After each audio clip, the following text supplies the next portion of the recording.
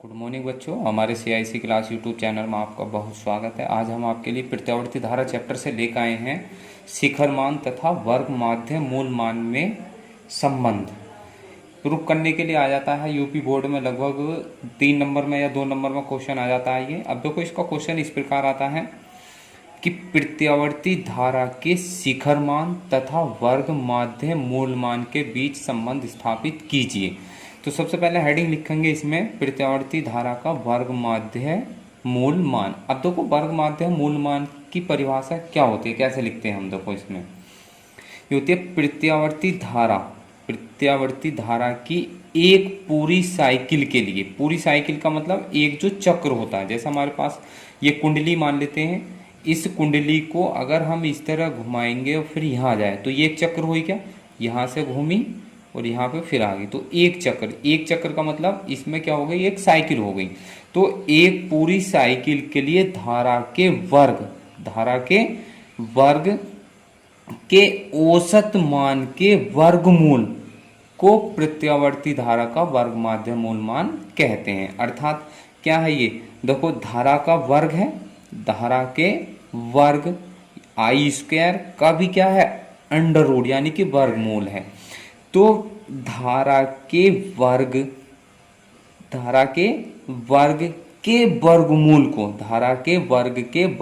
को प्रत्यावर्ती धारा का वर्ग माध्य मूल मान कहते हैं। इसे IRMS से प्रदर्शित करते हैं। अब देखो, मान लेते हैं, माना किसी क्षण प्रत्यावर्ती धारा क्या है, I बराबर I शून्य साइन ओमेगा टी। ये प्रत्यावर्ती धारा का समीकरण होता है। अगर विद्युत वाहक बल के लिए होता है तो V बराबर V0 साइन ओमेगा टी हो जाता है, या E बराबर E0 साइन ओमेगा टी हो जाता है। इस तरह हो जाता। अब करना क्या हमें, अब वर्ग माध्य मूल मान निकालना हमें इसका वर्ग माध्य मूल मान। देखो, इसका प्रूफ करने के लिए 2 तरीके होते हैं। एक तो समाकलन विधि होती है, एक सिंपल होती है। हम आप लोगों को सिंपल विधि बता रहे हैं। समाकलन विधि से क्या होता है, जो बच्चे बायोलॉजी वाले होते हैं उनसे नहीं हो पाता है। अब देखो, इसमें करना क्या, हम मान लेते हैं वर्ग माध्य मूल मान कितना होता है, IRMS। हमने भी बताया था वर्ग माध्य मूल धारा के वर्ग के वर्गमूल को, ही हम वर्ग माध्य मूल मान कहते हैं। ठीक है ना। हमने भी एक सूत्र लिखा था पीछे, I बराबर I0 साइन ओमेगा टी लिखा।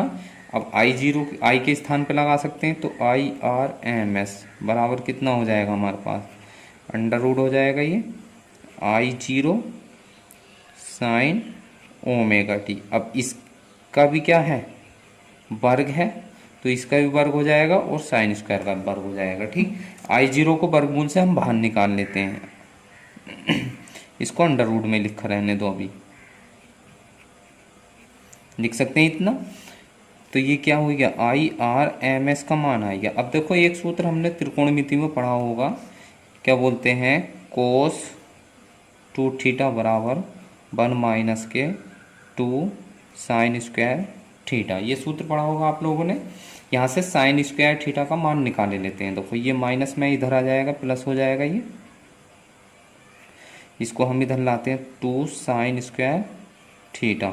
अब ये 1 ऐसे ही रहेगा, ये प्लस में तो उधर माइनस में हो जाएगा। ये लिख सकते हैं, या 2 से भाग दे दें इसको, तो ये हो जाएगा साइन स्क्वायर थीटा बराबर, अब 2 गुणा में है तो इधर काय में हो जाएगा, ये भाग में हो जाएगा, 1 माइनस के कोस 2 थीटा। यानी कि ये सूत्र हो गया।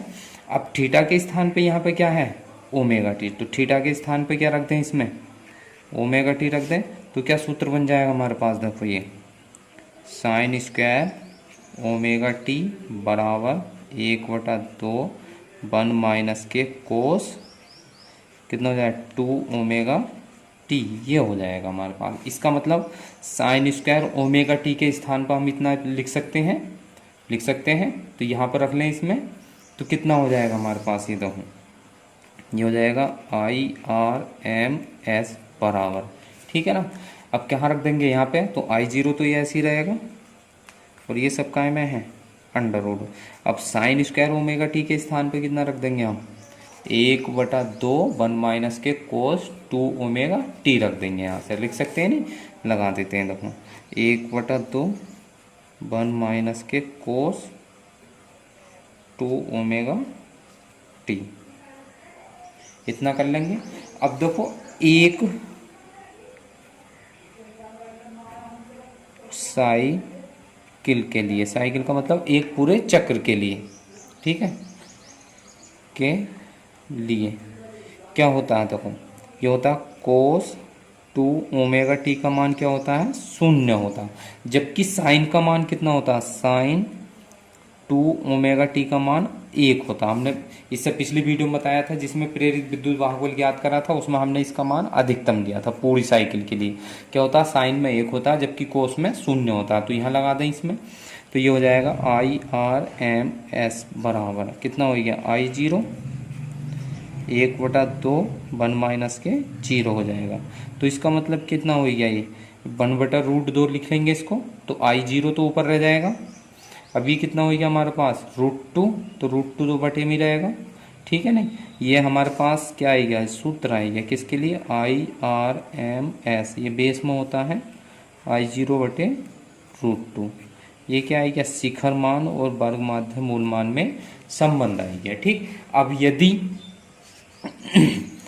√2 का मान लगा दें और फिर भाग दे दें तो कितना हो जाता है, ये आता है हमारे पास 0.707 I0, फिर ये हो जाता है, ठीक। अधिकतर सूत्र इसी का ही हम प्रयोग करते हैं, क्वेश्चन जब निकालेंगे इसके न्यूमेरिकल वगैरह करेंगे तो इस वाले का ही प्रयोग करेंगे। इस प्रकार हम इसमें धारा के वर्ग माध्य मूल मान और औसत मान में हमने संबंध ज्ञात किया है। आगे हम जो नेक्स्ट वीडियो लेकर आएंगे उसमें हम आप लोगों को बताएंगे प्रत्यावर्ती धारा अग्रगामी या पक्षगामी या फिर समान कला में किस प्रकार प्रवाहित या बहती है।